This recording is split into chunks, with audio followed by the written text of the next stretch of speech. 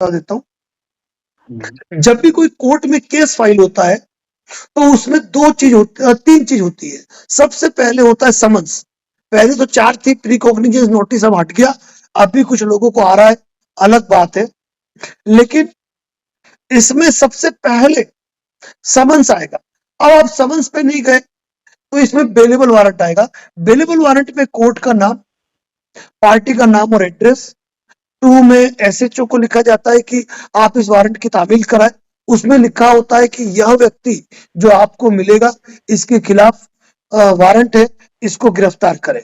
लेकिन उसी के नीचे लिखा होगा कि यह व्यक्ति यदि 1000 या 5000 रुपए का कोई एक जमानती दे देता है तो ऐसी स्थिति में इसको गिरफ्तार नहीं किया जाके छोड़ दिया जाए कि यह इस तारीख पेशी को कोर्ट में उपस्थित हो जाएगा, मतलब डेट पे वह अपीयर हो जाएगा।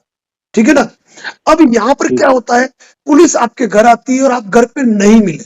अब नहीं मिले तो बेलेबल वारंट है, पुलिस रिमार्क करके भेज देती है, बंदा मिला नहीं तो 1 2 बार 3 बार बेलेबल वारंट ही कोर्ट जारी करती है। क्योंकि हाल ही में सुप्रीम कोर्ट ने कहा है कि अरेस्ट वारंट जारी करने की जल्दबाजी कोर्ट नहीं करे, क्योंकि यह व्यक्तिगत स्वतंत्रता का मामला आर्टिकल अनुच्छेद किसके अंतर्गत बताइए आशु जी? आर्टिकल 21 आर्टिकल 21 के अंतर्गत व्यक्तिगत स्वतंत्रता का हनन है यदि किसी व्यक्ति के खिलाफ तुरंत अरेस्ट वारंट जारी कर दिया जाए।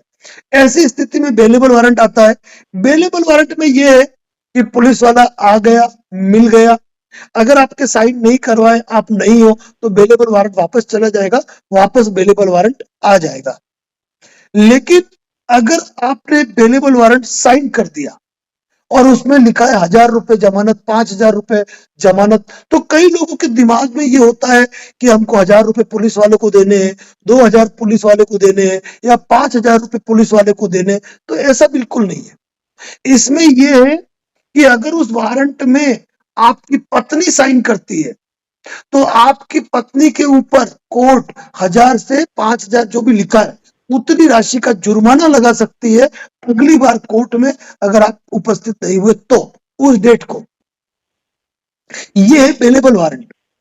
अब वहां पे आप नहीं मिले, पुलिस क्या करेगी, उसी वारंट के पीछे लिखेगी कि मैं इस जगह पे आया, यहां पर जो अभियुक्त है वह मौजूद नहीं है, वह बाहर गया हुआ है कमाने के लिए या इतने समय से नहीं है, और 2 लोगों से तस्दीक करा देती है, जो पड़ोसी होते हैं 2 लोग, उनके साइन करा देती है कि भाई ये व्यक्ति यहाँ पे नहीं है और बेलेबल वारंट चला गया। ठीक है। लेकिन 1 2 या 3 बार ऐसा हो गया तो डायरेक्ट बीडब्ल्यू जो है वो एनबीडब्ल्यू में कन्वर्ट होता है और वो हो जाता है non bailable warrant. Non bailable warrant का मतलब सीधा हो गया गैर जमानती वारंट, जिसमें आपको जमानत नहीं मिलेगी, लेकिन कहां से, पुलिस से। मतलब वहां तो पुलिस ने आपकी जमानत ले ली बेलेबल वारंट में, अब साइन करवा दिए, साइन करवा के पुलिस ने क्या किया, आप मिल गए तो आपने साइन कर दिए और आपने भेज दिया। अब उस तारीख को आप कोर्ट में अपीयर नहीं हुए और कोर्ट ने जारी कर दिया आपका अरेस्ट वारंट। इसको कहते हैं एडब्ल्यू भी कहते हैं और इसको एनबीडब्ल्यू भी कहते हैं। ठीक है ना। अब अरेस्ट वारंट जारी कर दिया, अरेस्ट वारंट में सीधा लिखा होता है कि आपको हुक्म दिया जाता है, आदेश दिया जाता है कि अभियुक्त इस व्यक्ति को गिरफ्तार करके न्यायालय की इस तारीख या इस तारीख से पहले कोर्ट में पेश करो। तो वहां पुलिस की ड्यूटी है कि पुलिस आपको गिरफ्तार करे और गिरफ्तार करके पुलिस आपको कोर्ट में पेश करे, पुलिस आपको कोर्ट में पेश करे। अब होता क्या है, जाहिर सी बात है कि अगर मैं उदयपुर का हूं, मैं पुलिस ऑफिसर हूं और मेरे उदयपुर का कोई मामला है तो मैं उसके घर पे 4 बार भी जाऊंगा, उसको जब मिलेगा गिरफ्तार करूंगा और कोर्ट में पेश कर दूंगा। सबसे बड़ी बात यह कि किसी भी गिरफ्तार किए हुए व्यक्ति को 24 घंटे के अंदर पेश करना जरूरी है, कहां, कोर्ट में। ये चीज ध्यान रख लो। अब अरेस्ट वारंट में पुलिस आई, आप फिर घर पे नहीं मिले तो वही रिपोर्ट बना के भेज देती व्यक्ति घर पे नहीं मिला। लेकिन पुलिस के पास ये अधिकार सुरक्षित है कि पुलिस आपको गिरफ्तार कर सकती है। लेकिन जब मामला 138 का सेक्शन 25 का है और उसमें 1000-2000 किलोमीटर दूर जब वारंट है, तो पुलिस को आपको लेके जाना पड़ता है उतनी दूर।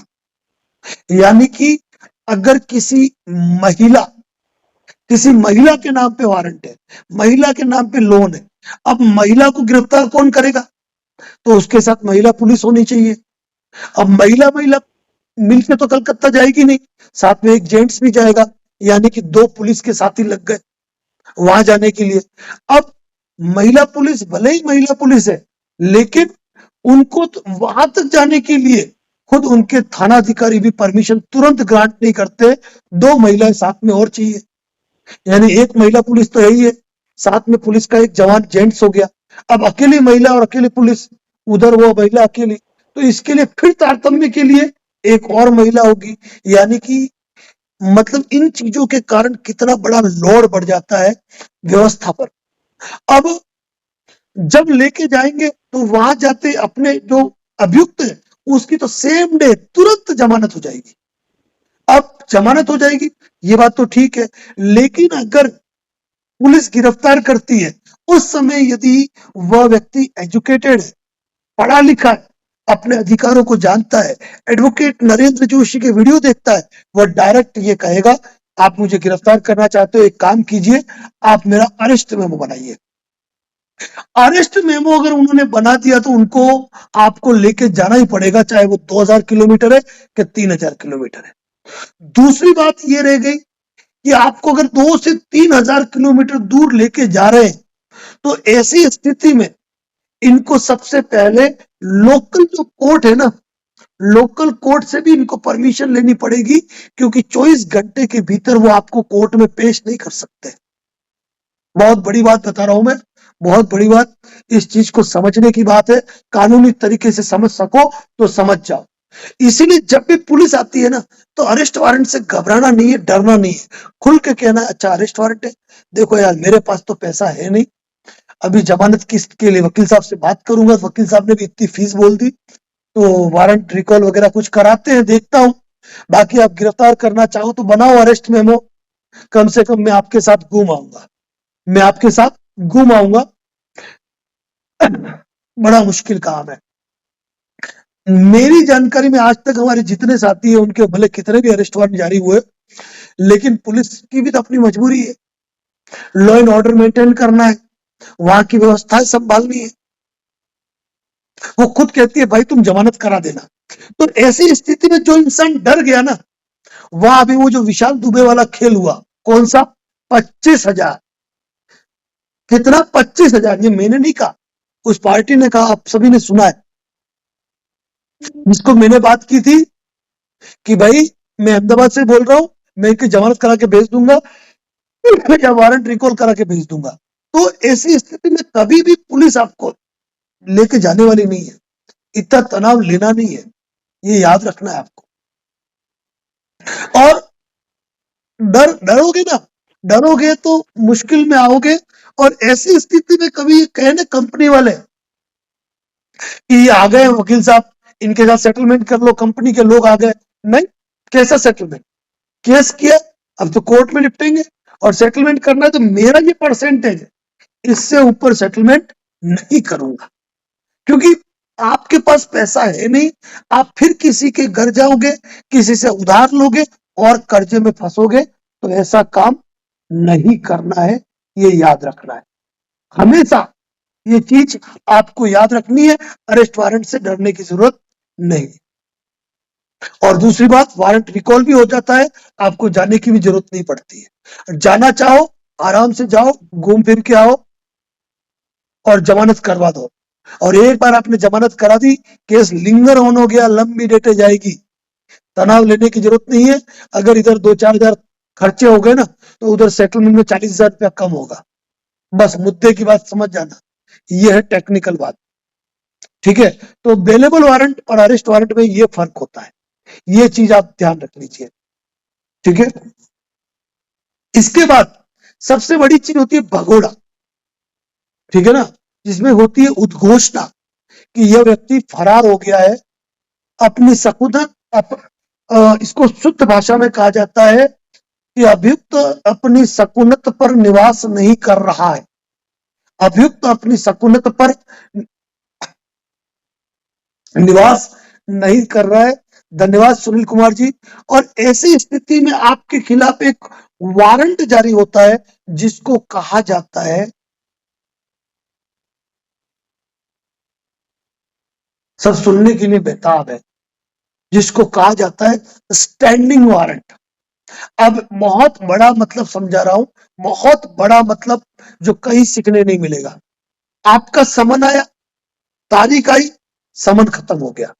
आपका बेलेबल वारंट, जैसे अभी आशुष जी अग्रवाल मेरी बातचीत हुई, इन्होंने कहा 2 दिन बाद तो आपकी कोर्ट में डेट है, यानी कि 2 दिन बाद उस डेट पे वो वारंट खत्म हो गया। अब मान लीजिए कि मेरा अरेस्ट वारंट जारी हो गया, और उस अरेस्ट वारंट की डेट कब की है? 30 जून की। अब 29 जून और तक तो ये मुझे गिरफ्तार करने का अधिकार रखते हैं, लेकिन अगर ये मुझे गिरफ्तार करते हैं और वहां 30 जून तक पेश कर पाते हैं तो है मतलब। बाकी 30 जनवरी अब मेरा 30 जनवरी का वारंट है। ये रोज मेरे घर आ रहे थे पुलिस वाले मुझे गिरफ्तार करने के लिए, और मैं था ही नहीं। और मैं 31 जनवरी को इनके सामने जाके खड़ा हो जाता हूँ, हाँ सर आपने बताया था वारंट आया। अरे कहाँ चला गया था? वारंट आया था, हमको गिरफ्तार करना था तुमको, वाह लो सर कर लो। अभी हथकड़ियां वैसे लगती नहीं, यही बता रहा हूं मैं, मुझे गिरफ्तार कर लो। पुलिस आपको गिरफ्तार नहीं कर सकती है। 30 तारीख निकल गई। अब उसके पास नया वारंट आएगा, उसमें नई तारीख आएगी, तब तक वो वारंट और स्टैंड करेगा। और वो तारीख भी निकल गई, वो वारंट खत्म हो गया। लेकिन जब बार बार अरेस्ट वारंट भी तामील नहीं हो, ऐसी स्थिति में जारी होता है स्टैंडिंग वारंट, जिसको कि लाल शाही का वारंट भी कहते हैं। और लाल शाही का जो वारंट होता है ना, उस मैटर में पुलिस गिरफ्तार करती है। सुन लेना, फिर चाहे उसको कलकत्ता जाना पड़े कि कहीं भी जाना पड़े। स्टैंडिंग वारंट में क्या होता है, वो कहते हैं भगोड़ा घोषित करना। उसमें क्या होता है कि पुलिस थाने के रिकॉर्ड में, जो इस पुलिस स्टेशन को आता है, एक रिकॉर्ड बनता है कि आपके वहां कितने स्टैंडिंग वारंट है।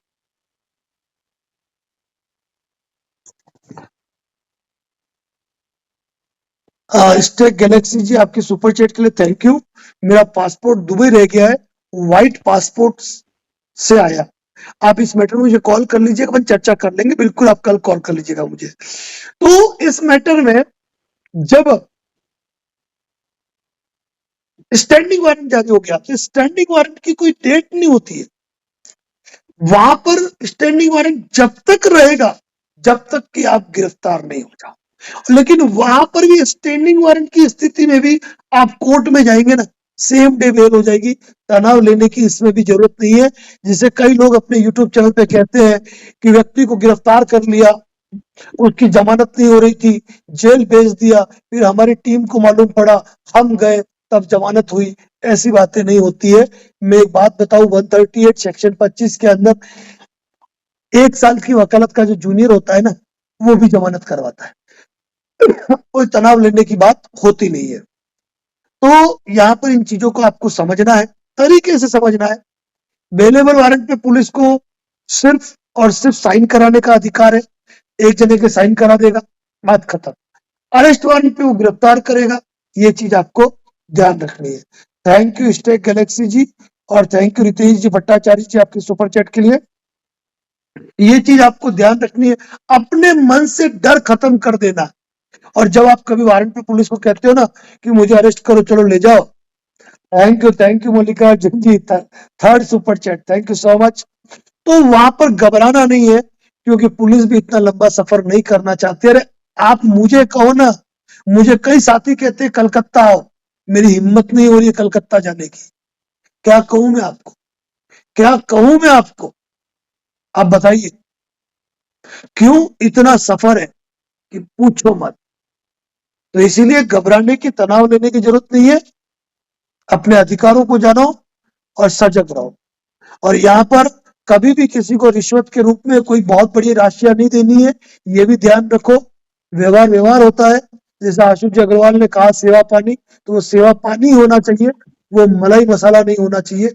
इतना ध्यान रख लीजिए, इतना काफी है मेरे हिसाब